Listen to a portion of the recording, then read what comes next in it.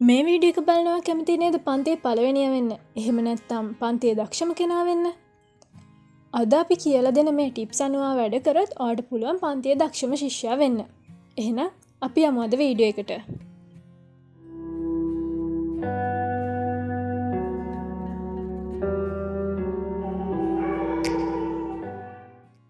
ඔයා දැකලා ඇති නේද ඔයාලගේ පන්තියේ ගොඩක් දක්ෂ ළමයි පන්ති ඉස්සරහ හරිය තමයි ඉඳගන්නේ. ඒ වගේම එයාලා ගුරුවරු අහන ප්‍රශ්න වලට උත්තර දෙනවා.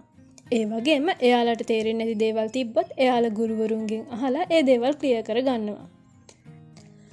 දක්ෂ ළමෙක් වෙන්න නම් ඔයා මුලින්ම කරන්න ඕනේ පන්තියේදී ඔයාගේ ගුරුවරු කියලා දෙන පාඩම් හොඳ අවධානයෙන් අහන එක.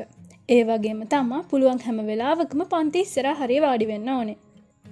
මොකද එතකොට ඔයාට ගුරුවරු බෝඩ් එකේ ලියන දේවල් පැහැදිලිව පේනවා වගේම ගුරුවරු කියලා දෙන දේවල් හොඳ අවධානයෙන් අහන් ඉන්න පුළුවන්. ඒ වගේම තමයි ගුරුවරු අහන ප්‍රශ්න වලට ඔයා දන්න විදියට උත්තර දෙන්න. ඔයාට පාඩමේ නොතේරෙන තැනක් හරි ක්ලියර් නැති පොයින්ට් හරි තියෙනවා නම් ඔයා ඒ වෙලේම ඔයාගේ ගුරුවරයෙක්ගෙන් ඒ දේවල් අහලා ක්ලියර් කරගන්න. ඔයාට එහෙම ගුරුවරයෙක්ගෙන් අහලා ක්ලියර් කරගන්න බැරි වුණත් පන්තියේ දක්ෂ ඒ දේවල් ඔයාට කියලා දෙන හොඳ යාළුවෙක් ඉන්නවා නම් ඒ කෙනාගෙන් අහලා ඒ දේවල් ක්ලියර් කරගන්න. ඔයාට නෝට්ටලා තියෙනවද ගොඩක් දක්ෂ හොඳට ඉගෙන ගන්න ළමයි එයාලගේ නෝට්ස් මැටීරියල්ස් ඒවා හරි ලස්සනට පිළිවෙලට නීට් එකට තියන් ඉන්නවා.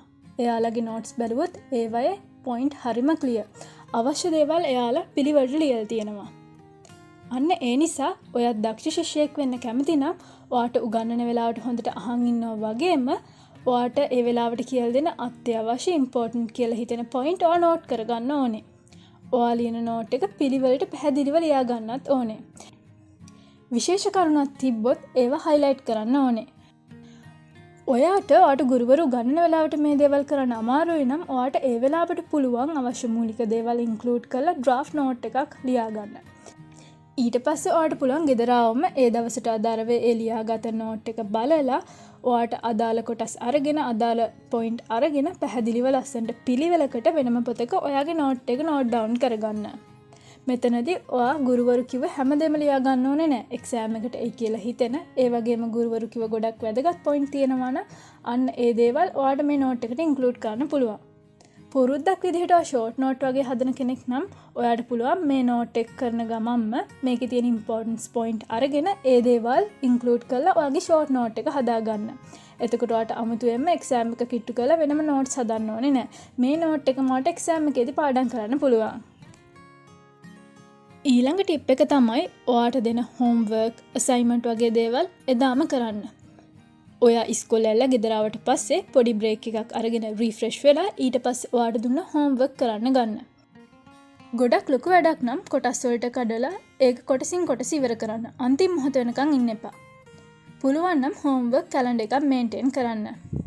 උදාහරණයක් විදිහට හිතමුකෝ ඔයාට සති දෙකක් ඇතුළත කරන්න අසයින්මන්ට් එකක් දුන්නා කියලා. ඒ කියන්නේ අද ඉඳන් සති දෙකක් යද්දි තමයි ඔයා ඒක සබ්මිට් කරන්න ඕනේ. එතකොට ඔයා මේ අසයින්මන්ට් එක කරන අන්තිම මොහොත වෙනකන් ඉන්න එපා. අදම පටන් ගන්න. ඔයා මුලින්ම කරන්න ඕනේ මේ අසයින්මන්ට් එක කරන විදිය ප්ලෑන් කරන එක. ඔයාට පුළුවන් පොඩි පොඩි කොටස් වලට කඩලා මේ අසයින්මන්ට් එකේ වැඩ ටික බෙදා ගන්න.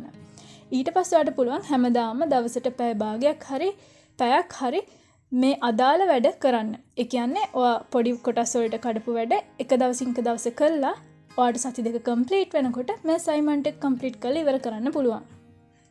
මේ විදිහට ඔයා පොඩි කොටස් වලට කඩාගෙන වැඩ කරාම ඔයා හිතනවට වඩා හොඳට ඔයාට මේ අසයින්මන්ට් එක කරගන්න පුළුවන්. මොකද ඔයා මේක අන්තිම මොහොතේ කරන්න ගියොත් ඔයාට එතන පොඩි ස්ට්‍රෙස් එකක් තියෙනවා මට මේක ඉවර කරගන්න පුළුවන් වෙයිද කියලා. එතකොට ඔයා හිතන තරම් හොඳට මේ අසයින්මන්ට් එක කරගන්න බැරි වෙන්න පුළුවන්. ඒ නිසා ඔයාට දෙන අසයින්මන්ට් හෝම්වර්ක් වගේ දේවල් කරන්න ඔයා හෝම්වර්ක් කැලෙන්ඩර් එකක් මේන්ටේන් කරන්න. එතකොට ඔයාට පුළුවන් ටයිම් මැනේජ් කරගෙන හොඳට මේ දේවල් හොයලා බලලා කරලා ඔයාගේ අසයින්මන්ට් වලට හෝම්වර්ක් වලට හොඳ මාක් එකක් ගන්න. ඔයා මේ විදිහට අසයින්මන්ට් එකක් හරි හෝම්වර්ක් එකක් හරි කම්ප්ලීට් කරාට පස්සේ ඔයාටම පුළුවන් ඔයාට පොඩි රිවෝඩ් එකක් දෙන්න. ඒ කියන්නේ ඔයාට පුළුවන් ඔයා කැමති කෑමක් කන්න. එහෙම නැත්නම් ඔයා කැමති මූවි එකක් බලන්න. ඊළඟ ටිප් එක තමයි ස්ටඩි ෂෙඩියුල් එකක් අනුව වැඩ කරන එක. ඔයාට පුළුවන් ඔයාටම කියලා ටයිම් ටේබල් එකක් හදාගෙන ඒ අනුව වැඩ කරන්න. ඔයා හරියට ටයිම් ටේබල් එකක් හදන විදිය දන්නේ නැත්නම් මේ කාඩ් එකේ වැටෙන අපේ මෙන්න මේ වීඩියෝ එක බලලා ටයිම් ටේබල් එකක් හදන විදිය ඉගෙන ගන්න පුළුවන්. ඔයා සමහරක් විට එක්සෑම් එකට අන්තිම මොහොතේ පාඩම් කරන කෙනෙක් වෙන්නේ නැති. එහෙම නැත්නම් අන්තිම දවස් කීපේ පාඩම් කරන කෙනෙක් වෙන්නේ නැති. ඒ වුණාට ඔයාගේ පන්තියේ පළවෙනියා කවදාවත් එහෙම කරන්නේ නැහැ. එයා ඉදින්දා දෙන වැඩ ඉදින්දා කරනවා වගේම පාස් පේපර්ස් වගේ දේවලුත් වෙලාවක් තියාගෙන ඒ වෙලාවට කරනවා. ඒ වගේම ළඟ එන එක්සෑම් එකක් තියෙනවා නම් එයා අඩුම සති 3-4කට කලින් ඒ එක්සෑම් එකට ටාගට් කරලා ඒ වෙනුවෙන් වැඩ පටන් ගන්නවා.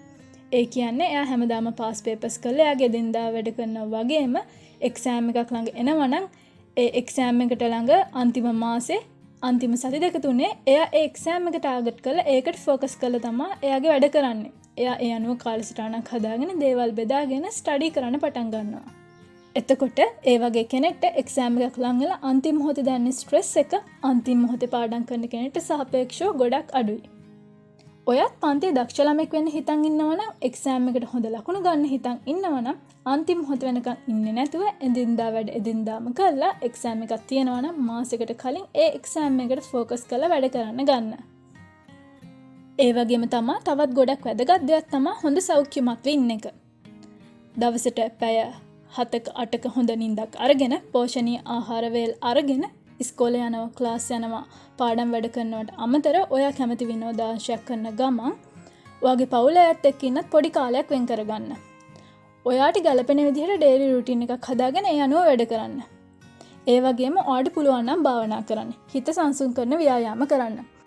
මේ දේවල් පොඩි දේවල් වගේ පෙනුනට මේ දේවල් වලින් ඔයාට දක්ෂ සිසුවෙක් වෙන්න ලොකු බලපෑමක් තියෙනවා.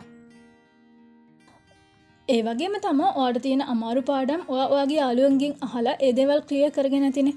ඔයාගේ දක්ෂ යාළුවෝ ඔයාට ඒ දේවල් හොඳට එක්ස්ප්ලেইন කරලා දීලත් ඇති.